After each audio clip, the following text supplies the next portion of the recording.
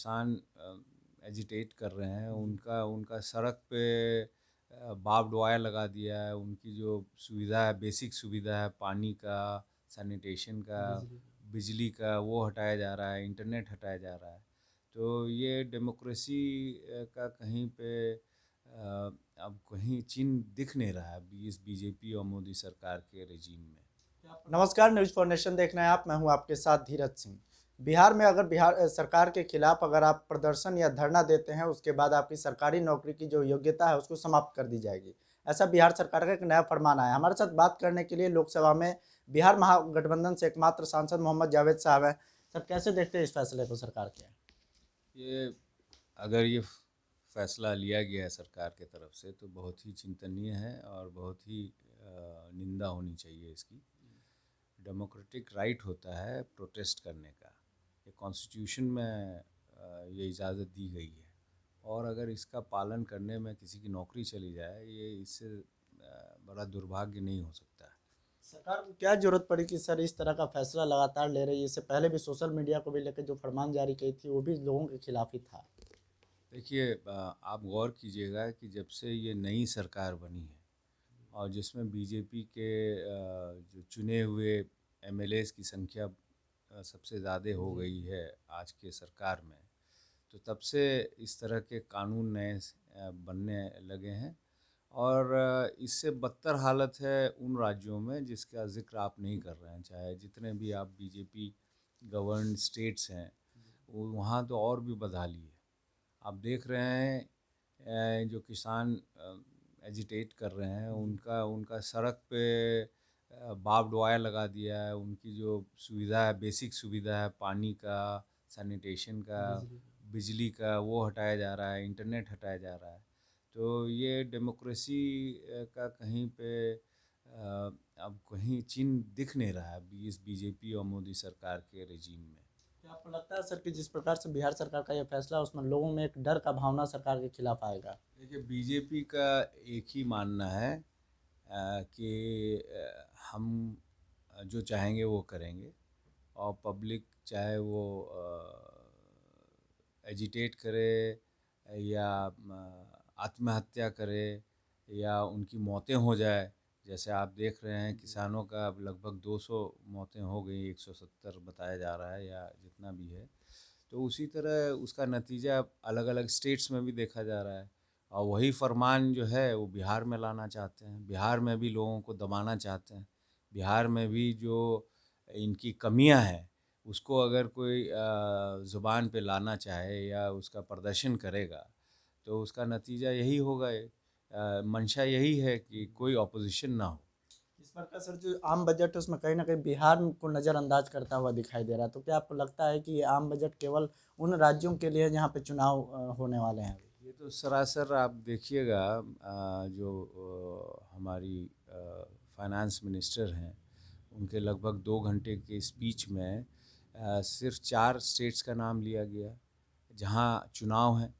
और अगर सड़कों का गिनती भी कराया गया है उन्हीं 4 स्टेट्स में कराया गया है। तो ये तो दुर्भाग्य है। और मैं तो इन चारों स्टेट्स के लोगों से अपील करना चाहता हूँ, बताना चाहता हूँ कि आप बिहार के इलेक्शन से पहले आप आदरणीय प्रधानमंत्री जी का और बीजेपी के जितने भी नेता लोगों का है, बहुत तरह की घोषणाएं उन्होंने की थी बिहार इलेक्शन से कबल। और बिहार में बीजेपी अपना साख जमाने से पहले चाहे 1.25 लाख करोड़ का हो, बोली भी लगाया था आदरणीय प्रधानमंत्री जी ने, फ्री वैक्सीनेशन का भी बताया था।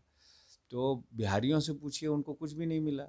इस बजट में इतनी सड़कों का घोषणा किया गया, इतने अलग अलग प्रोजेक्ट्स का हेल्थ के बारे में कहा गया है, मनरेगा वगैरह के बारे में क्या क्या बताया गया है, लेकिन आप गौर करेंगे अगर आंकड़े देखेंगे तो बिहार के लिए कुछ भी नहीं है। यहाँ तक के जो मेन जॉब का जो एवेन्यू था, चाहे मनरेगा हो, चाहे पीएमजीएसवाई योजना हो, इस तरह की योजनाओं की कटौती हुई है। यहाँ तक कि स्कूल में जो मिड डे मील था गरीब बच्चों के लिए, उसमें कटौती है। तो ये सरकार लोगों को सिर्फ बेवकूफ़ बनाना चाहती है और बेवकूफ़ बनाते रही है, और उसी का नतीजा है कि लोग गुमराह हो जाते हैं, और कई जगहों में इनकी सरकार धोखे में बन गई है। जिस राज्य में सिर्फ 40 में 39 सांसद एनडीए के हैं, उस राज्य को इस तरह से नज़रअंदाज करने का क्या मतलब है? नज़रअंदाज इसलिए कर रहे हैं क्योंकि बाकी 39 सांसद को भी बोलना चाहिए, अनफॉर्चुनेटली कोई बोल नहीं रहे हैं। भाई बिहार सबका है, उसके बाद पार्टी आती है। आज बीजेपी है, आज से 20 साल कबल बीजेपी नहीं थी। और जो इनका रवैया है हिंदुस्तान के लोगों के लिए, तो अगला 5 साल में बीजेपी भी ख़त्म हो जाएगी, क्योंकि ज़्यादा दिन तक आप लोगों को गुमराह नहीं कर सकते। लोगों के हित में काम करने के लिए सरकार चुनी जाती है, लोगों के ज़रिए। और अगर लोगों के हित में काम नहीं होके कुछ चंद पूंजीपतियों के लिए ही आप बार बार सोचेंगे। इस बजट में भी देखिएगा आप, क्या उन्होंने घोषणा किया है कि जितने नौ रत्न या जो भी एसेट्स थे हिंदुस्तान के लोगों के, चाहे वो LIC हो, NGC हो, वगैरह वगैरह, या एयरपोर्ट्स हो, रेलवे हो, सब सब सब बेचना शुरू हो गया है, और बाकी भी बेचना की प्रक्रिया शुरू हो गई है। तो जो एसेट्स है हिंदुस्तान के लोगों का, वो बेच रही है सरकार, लोगों को उलझा के, लोगों को बेवकूफ़ बना के। तो ये ज़्यादा दिन चलेगा नहीं। जिस तरह से ये लोग पॉलिटिक्स में आए हैं, उसी तरह हिंदुस्तान के लोग इनको भी रास्ता दिखा देंगे, और जल्द से जल्द ही दिखाएंगे, मुझे यकीन है। बीजेपी की ओर से कहा जा रहा है कि एयरपोर्ट वगैरह जो तमाम नाम ले रहे हैं उनमें स्थिति खराब थी, इसीलिए उनका निजीकरण किया जा रहा है। पहले कैसे स्थिति ठीक थी? पहले कांग्रेस जो इतने साल चलाई, वो तो स्थिति अच्छी थी और बेहतर हुई। उन्होंने अलग अलग इंस्टीट्यूशंस बनाए, जिससे लोगों को फ़ायदा हुआ। अरबों रुपए वो इंस्टीट्यूशंस कमाए, जिसका पैसा एजुकेशन में खर्चा किया गया, उसका पैसा रूरल डेवलपमेंट के लिए खर्चा किया गया। वो कैसे किया? अभी आप 6-7 साल में क्या कर दिया आपने, वो तो बताना होगा। 6-7 सालों में आपने मंशा बना लिया है, जिन लोगों के कारण, जिन लोगों के मीडिया के कारण आप जो काबिज़ हैं, जो 24 घंटा अफ़वाह फैला के, 24 घंटा गलत बयानी करके आप जो काबिज़ हैं हिंदुस्तान के तख्त पे, ये ज़्यादा दिन नहीं चलने वाला है। ये ज़्यादा दिन लोग आपको नहीं रहने देंगे। एक आखिरी सवाल है सर, जिस प्रकार से किसान आंदोलन चल रहा है उसमें कंक्रीट लगा दिया गया, दिल्ली बॉर्डर पर सुरक्षा इतनी तैनाती कर दी गई है, लग रहा है कि अंतर्राष्ट्रीय सीमा बन गया है। अंतर्राष्ट्रीय सीमा में ही इतना करने की ज़रूरत थी, लेकिन हमारे आदरणीय प्रधानमंत्री जो अपने फिज़िक के बारे में बताते हैं, अपने सीने के बारे में, उसका साइज़ के बारे में बताते हैं, उनकी इतनी हिम्मत तक नहीं है कि उस मुल्क का नाम लें जो चाइना है, जिसके जो हज़ारों किलोमीटर हमारे सरज़मीन पे बैठी है आज भी, और आगे आने की तैयारी कर रही है। हमारे सरज़मीन पे गांव और सड़क और अलग अलग इंफ्रास्ट्रक्चर बना रही है। आप उसका नाम लेने में भी आपको हिम्मत नहीं हो पा रही है।